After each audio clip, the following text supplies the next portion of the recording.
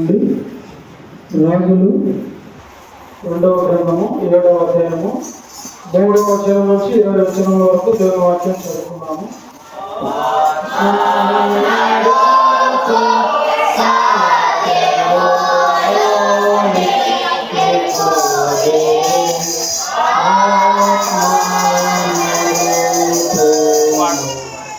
రాజులు 2వ గ్రంథము 7వ అధ్యాయము 3వ వచనం నుంచి 20వ వచనం వరకు దేవుని వాక్యం చదువుకున్నాము. అప్పుడు పట్టణపు గుమ్మమునొద్ద 4 కుష్ఠరోగులు ఉండగా వారు ఒకరినొకరు చూసి, మనము చచ్చిపో వరకు ఇచ్చట ఎందుకు కూర్చుండవలెను? పట్టణంలోనికి పోదాం అనుకుంటుమా? పట్టణముందు క్షామమున్నందున అచ్చట చచ్చిపోదు. ఇచ్చట ఊరకు కూర్చున్నను, ఇచ్చటను చచ్చిపోదాము. అలాంటి సిరియనుల దండుపేటలోనికి పోవడము రండి. వారు మనలను బ్రతకనిచ్చిన బ్రతుకుదము, మనలను చంపిన చత్తుము అని చెప్పుకొని సంధ్య చీకటి యందు సిరియనుల దండు పేటలోనికి పోవలేనని లేచి సిరియనుల దండు వెలుపలి భాగము వద్దకు బాగా అచ్చట ఎవరునూ కనపడకపోయేది.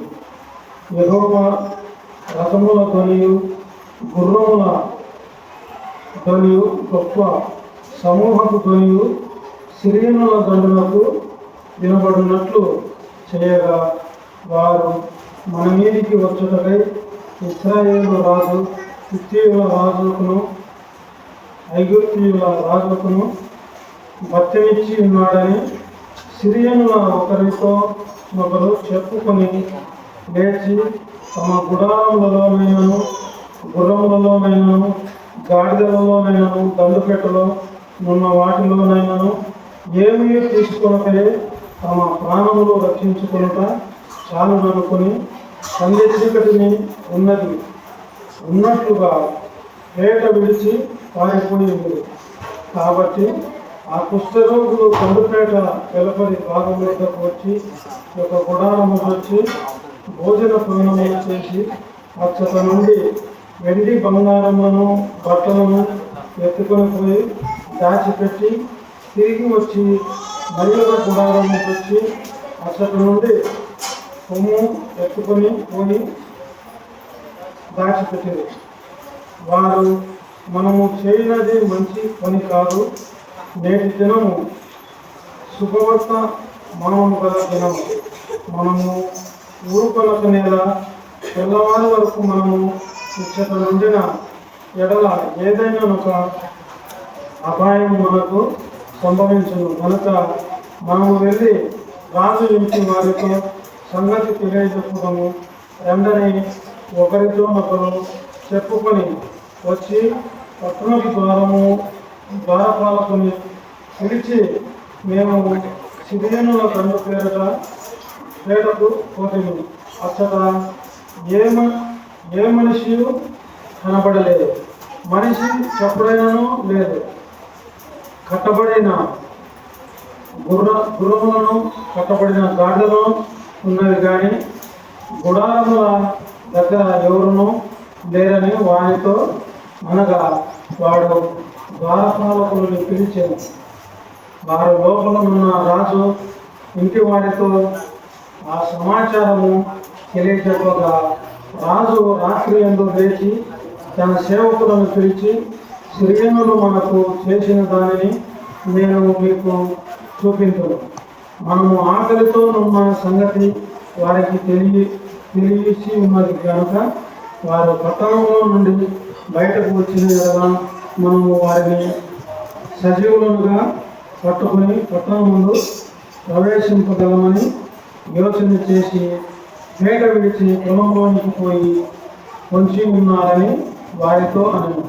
అప్పుడు అతని సేవకులలో ఒకడు ఇలాగో మనవి చేసినాడు, ఇంతకుముందు ఇశ్రాయేలు వారలలో బహుమంది మనుషులు లయమైపోయింది కదా, ఇక ఐదుగురు లయమై పోవుట అబ్బురమా? నీకు అనుకూలమైన ఎడల పట్టణం ముందు మిగిలి ఉన్న రౌతులలో 5గురిని తీసుకొని పోనిము, మనము వారిని పంపి చూచేదమని చెప్పాను.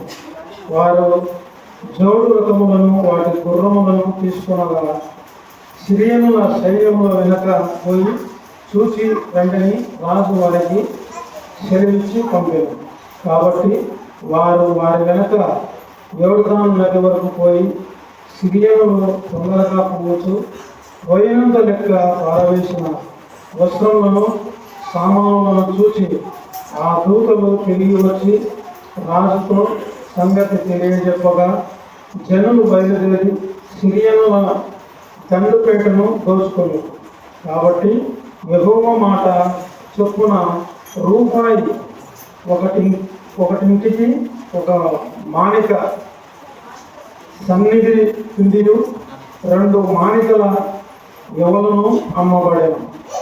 ఎవని చేతి మీద రాజు అనుకుని ఉండెనో ఆ అధిపతి ఆ ద్వారమున నిలబడుటకు నిర్ణయింపబడగా రాజు దైవ జనుని యొద్దకు వచ్చినప్పుడు ఆ దైవజనుడు అతనితో చెప్పిన ప్రకారము ద్వారముందు జనుల తొక్కుడు చేత అతడు మరణమాయను.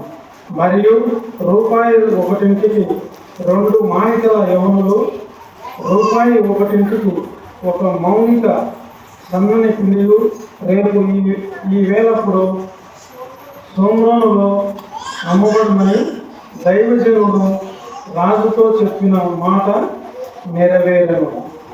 ఆ అధిపతి యెహోవా ఆకాశమును కిటికీలు తెరిచెను, అది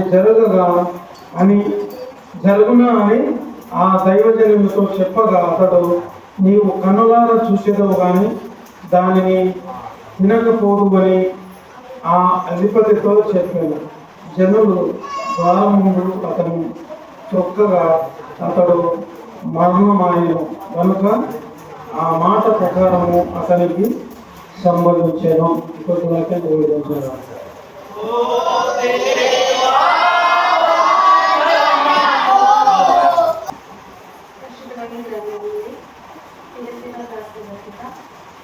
నాలుగో అధ్యాయము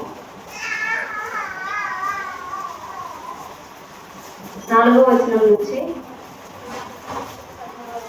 దేవుని వచ్చిన చదువులు. ఎల్లప్పుడూ ప్రభువునందు ఆనందించుడి, మరలా చెప్పుడును ఆనందించుడి, మీ సహనమును సకల జనులకు తెలియబడనీయుడి. ప్రభువు సమీపంగా ఉన్నాడు. దేనికి గూర్చి చింతపడకుడి, కానీ ప్రతి విషయంలోనూ ప్రార్థన విజ్ఞాపనల చేత కృతజ్ఞతాపూర్వకంగా మీ విన్నపములు దేవునికి తెలియజేయుడి. అప్పుడు సమస్త జ్ఞానములకు మించిన దేవుని సమాధానము యేసుక్రీస్తు వలన మీ హృదయములకును మీ తలంపులకును కావలి ఉండును. మెట్టుకు సహోదరులారా, ఏ యోగ్యత అయినను మెప్పైనను ఉండిన ఎడల, ఏవి సత్యమైనవో, ఏవి మాన్యమైనవో, ఏవి న్యాయమైనవో, ఏవి పవిత్రమైనవో, ఏవి రమ్యమైనవో, ఏవి ఖ్యాతి గలవో వాటి మీద ధ్యానముంచుకొనుడి. మరియు మీరు నా వలన ఏవి నేర్చుకొని అంగీకరించితిరో, నా యందున్నట్టుగా ఏవి వింటిరో, ఏవి చూచితిరో అట్టి వాటిని చేయుడి. అప్పుడు సమాధానకర్తయగు దేవుడు మీకు తోడయ్యుండును. దేవుడు కృతజ్ఞతలు తీర్చున్నాం.